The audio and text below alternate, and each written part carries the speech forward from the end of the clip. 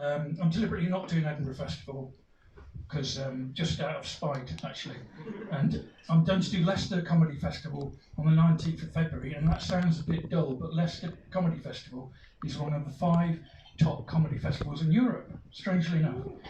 I like to think it's because the place needed cheering up. But I'm from that neck of the woods, namely the Midlands, and I could talk about the Midlands all day, but I will be referring to it because Frank Simpson is from the Midlands. Now, I'm worried that because also perhaps the main point of this practice is to send video clips to potential venue managers and festival organisers. You know, video is the only way you do these things, obviously. Obviously you don't send them a full hour, but I'm worried that the laughing, because I can guarantee there's going to be lots of laughing, and I'm just concerned that the camera microphone will pick it up. So I'm just going to have a little chat, because you can do this in a preamble, you're allowed to sort of pause, so talk amongst yourself. Do you think the laughter will be picked up on that microphone? Oh yeah. Oh yeah. If that means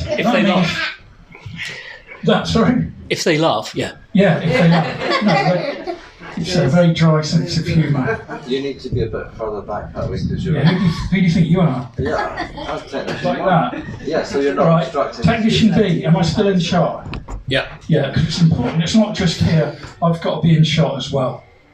Now, where was I? We're nearly starting. I'm just trying to think if there's any AOB, as they say. That stands for any other business, I found out yesterday. And obviously you can tell I've never had a job in my life, because apparently that's quite common in the employment sector, particularly in the executive sort of type scenario.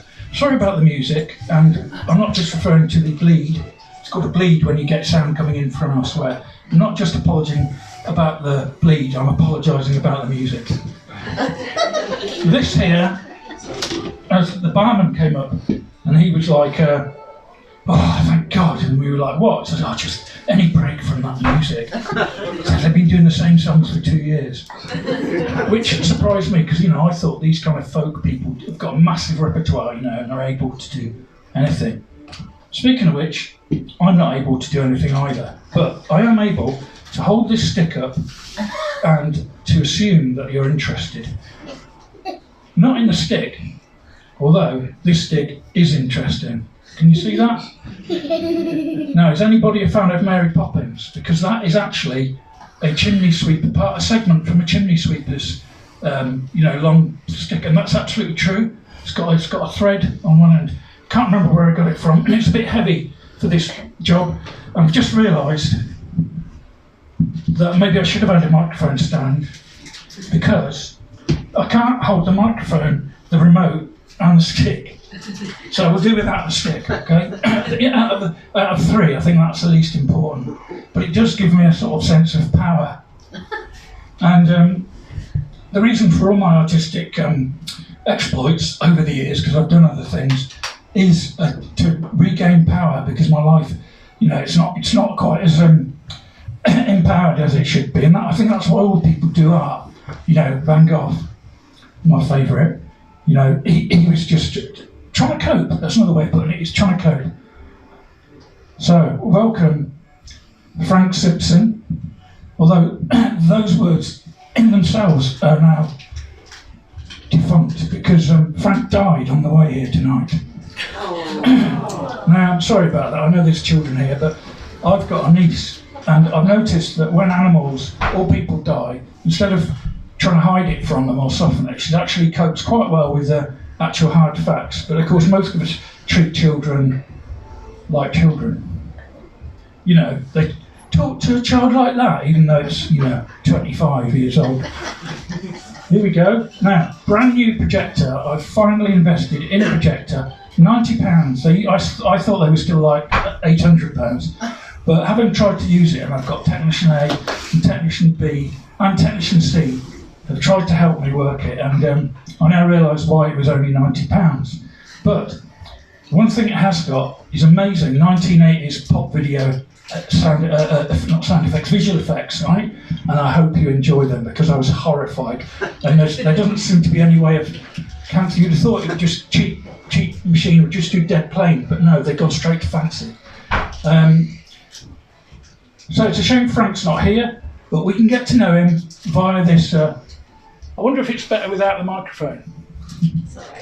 Which is it? Is it 6 of one and half a dozen of the other? Because of course the microphone itself gives me power. But I'm very torn. I don't know which is which. We'll just carry on with this. Yeah.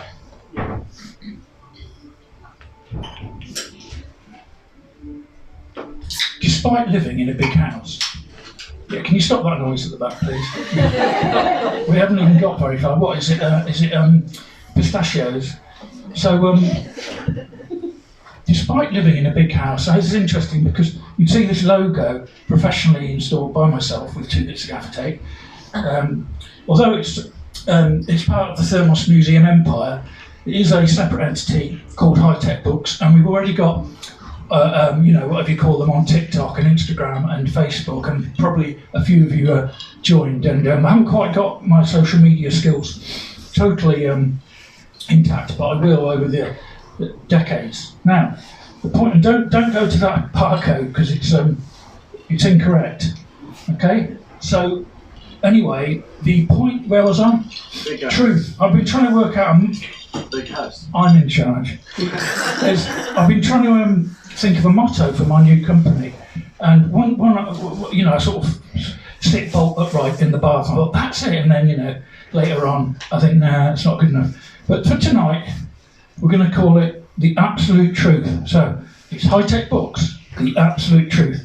Now the fact is, I've written quite a few books. Oh yeah, by the way, High Tech Books. There's actually only one author in all the range of books we offer on. So, speaking of which, before you leave, over there, behind Technician C, it's like a little shop, and there's a range of books. I think there's 3 different books there, including Frank Simpson, the retired engineer, which really we should get on with.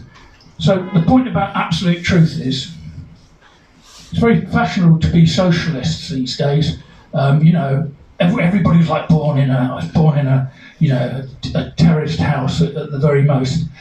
I was born in a big house, and I'm afraid, in the interest of truth, I have to admit this. And I was thinking about this as I was practicing this afternoon. I thought, that's not true. I lived in a gigantic house. My father never spent more than £5 on a television set. He had a contact in the trade. Frank Simpson. Applause, I think, is apparently. There won't be any other applause. That was just because it's the introduction of this cult hero, Frank. And now that he's dead, he's rapidly becoming far more of a cult hero. Now, you must excuse me. Today and last night, I did improve my skills with this remote, so just bear with me. Go. Frank was a retired television engineer. He'd worked at Radio Rentals for 50 years. Well done, Frank. I told you there was no other applause. I didn't think of that. Now, interestingly, a lot of people say to me, oh, you're really good at drawing hands. And a lot of people say to me, oh, God, you've got a real problem with drawing hands. So I haven't got a clue which to. It's about 50-50, but it's just really strange. Radio Rentals used to be on every high street. Now, I've been meaning to ask, the trouble with Edinburgh is that it's an enclave. I was going to ask if Scotland used to have Radio Rentals, because in England we did. Yes. Okay. Well, you've ruined my joke now. People used to rent radios in the past. And the reason there's an... Oh, sorry. Pause. The thing is, right, I know I look like an idiot, but actually it's dead complicated. Right. The reason there's an apple there is to show the scale. You used to get radios, like that, to go on your mantelpiece and that, and you used to rent them. That's unbelievable. Hence Radio Rentals, and then more recently televisions. Now, I better point this out. That's what we call an old television, a retro television, a vintage television, and most of the people in here are like Sadie, are too little and young to remember them. It's all flat screens now and all that. And I can't bear flat screens, but I do have to have one now because I don't have the option. And mine's like normal TV size, about that size at the most. And somebody told me you can't even buy that size anymore. You know, you have to buy bigger size, which is just unbelievable. Right, pause. Frank's expertise was second to none.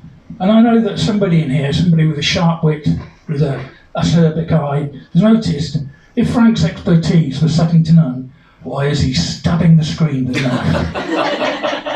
And it only occurred to me yesterday I'm going to start making fun of my drawings just to keep myself awake. Nobody could diagnose a fault quicker.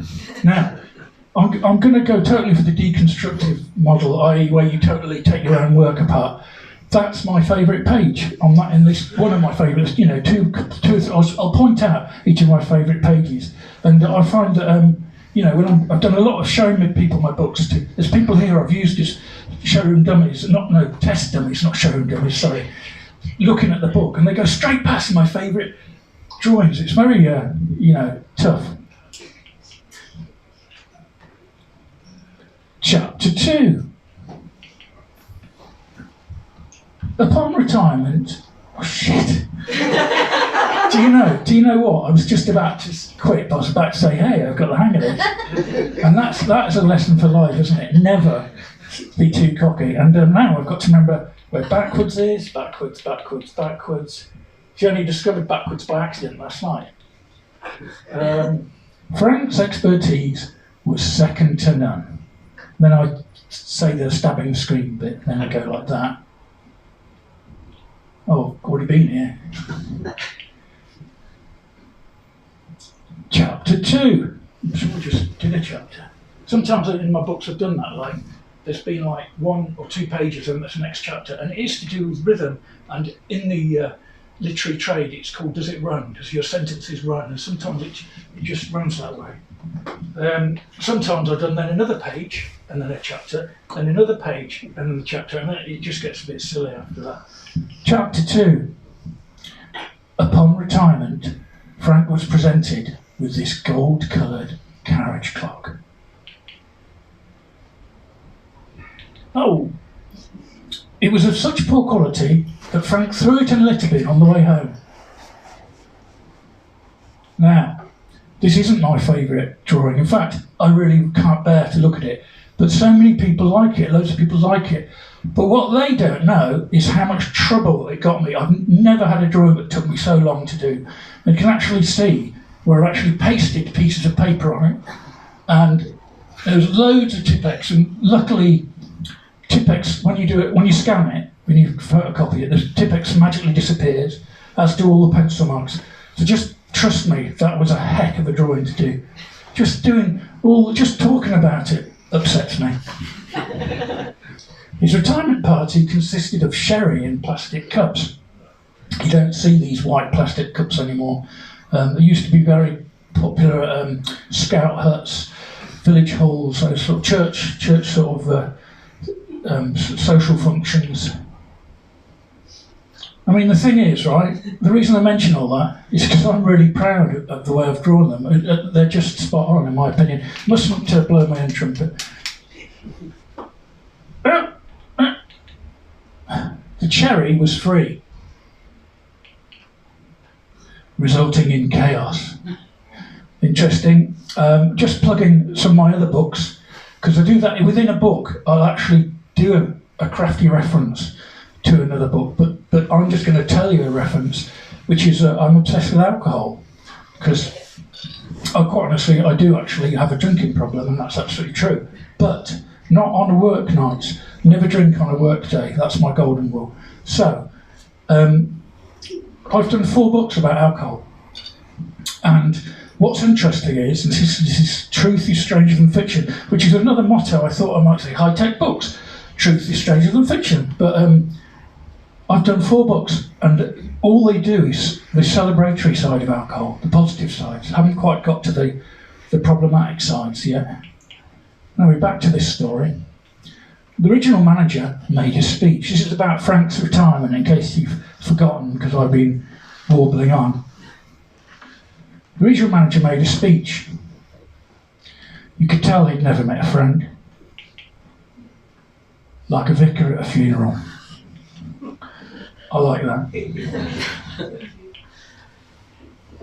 Chapter 3.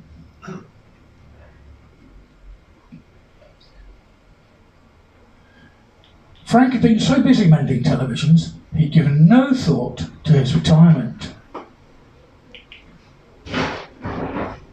He went on an Arctic cruise. That's what all his friends told him to do. That's the kind of thing you do in retirement. The weather wasn't great, but the food was excellent. That's the kind of thing you say when you've been on a cruise. Back on dry land, I hope, sometimes wonder if it's worth the effort. This is getting tedious now. But look, I drew the ship going away there. He knew what he wanted to do with his remaining years. He would continue to repair and service televisions. From his shed at the bottom of the garden. 10 points for anybody who can actually name what kind of bushes these are. Candy floss bushes. That's right. 10 points to you. He would charge just £5 for a TV. For spare parts, £5 would be for spare parts. And this is one of the interesting pages because that's 2 wires going into a Lego brick. And that's actually a valve, that actually is a valve in the electricity, a bit like a light bulb, but for TVs and for sound. And musicians, I don't like to talk about musicians, but when they play electric guitars, for example, they use amplifiers, if they can, which have got valves in them, because it makes it a warmer sound, but transistors came in about 1970. There's transistors there, and they look quite evil, actually. And here, we have it looks like, on its side, it looks like a safari hat, and then it's got like a camera affixed. Well, that's what it looks like to me, anyway. You didn't need the money. The mortgage was paid off.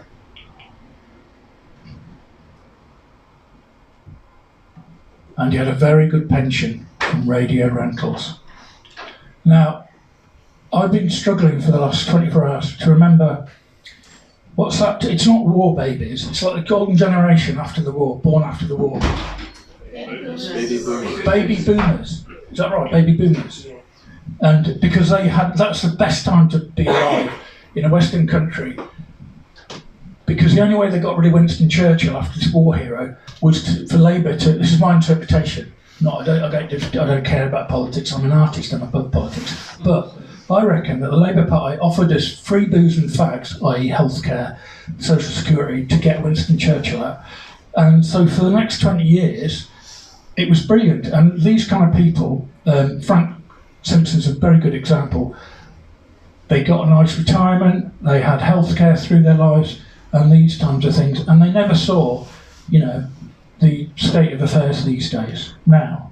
And that's not a joke. So, don't know why I said it. Chapter 4. The reason I said it is because it kind of, if you had met Frank Simpson and you knew where he lived and his garden and his family, it was just all dead normal. It's just how I want things to be but aren't. People thought Frank was crazy. Spending all that time in his shed. But Frank saw it differently. He had sandwiches, a kettle, a heater, and his trusty pipe. Now, I'd like to go through this one with you. Obviously, that's a kettle. He only ever drank tea. And the sandwiches were always limp ham sandwiches. He was very much creature of habit. There's the heater, and this pipe actually looks like, it doesn't look really like an old man's pipe. I looked at it earlier and I thought, well, I just thought it was a kitchen utensil or something, I don't know, but must try harder. Yeah, so he had all the heater in the kettle and unlimited access to daytime TV. Now, any bright spark will notice that, of course, we didn't have daytime TV in the 1970s. So, there was a lie. And, whoops, he could avoid his wife. What's that about? Yeah, I just told a lie in my own. Right, so unlimited access to daytime TV. To save money, because ink's getting quite expensive, we haven't drawn any buttons on the remote control. Come on. But more importantly,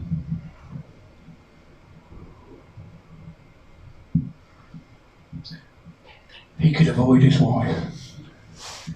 I won't go any further until I've made it quite clear. Actually, I'll just play the next slide and you'll see. But some of you, these days everybody's very sensitive and politically correct. But watch this. Chapter 5. Right, you see, it's a mutual equal thing there.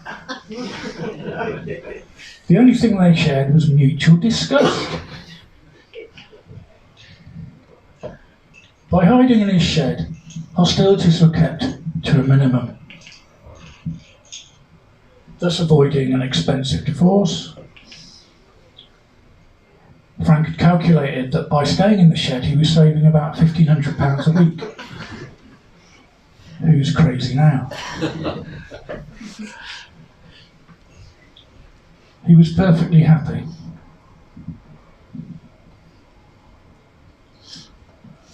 Unlike most people. That's a sketch I did earlier of you lot. Chapter 6. Frank needed to be kept busy, which is why he invented the revolutionary breakdown guarantee scheme. Each customer's machine would fail to work normally within 12 months. This was a testament to Frank's engineering prowess. He could program a fault in advance.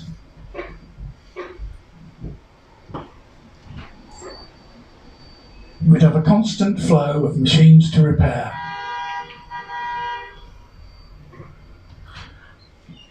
If I was rich, I would have some magic music just to come on for that slide. Some merry-go-round music or something, some weird, scary music.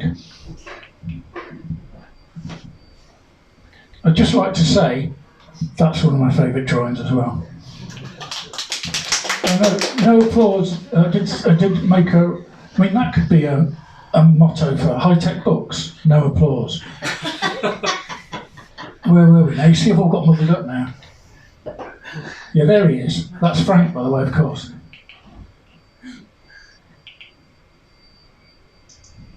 They would get a reconditioned model. Nobody would mind. They would get a reconditioned model for £5.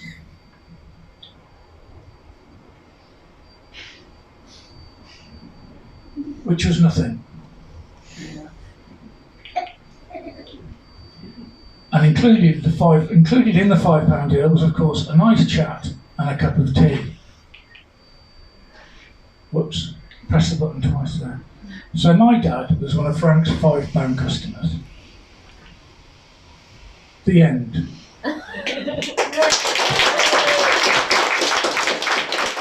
Now, did anybody time that? That'll be timed on the camera, won't it? 24 minutes. All right. Well, that means I have to show you something else. But what we'll do is we'll have a break, and I'd like to turn the lights on, but I can't. I don't know how to do that. So talk amongst yourselves, please.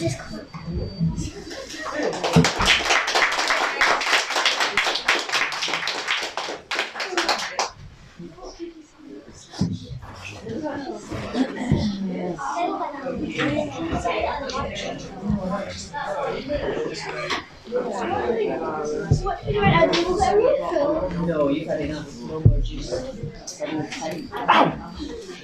I think is that the Crusaders? That's nice. No,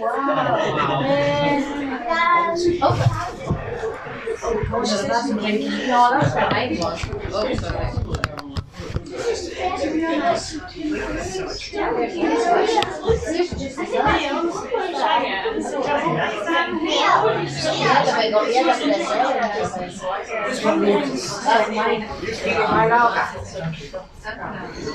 Have you got orange?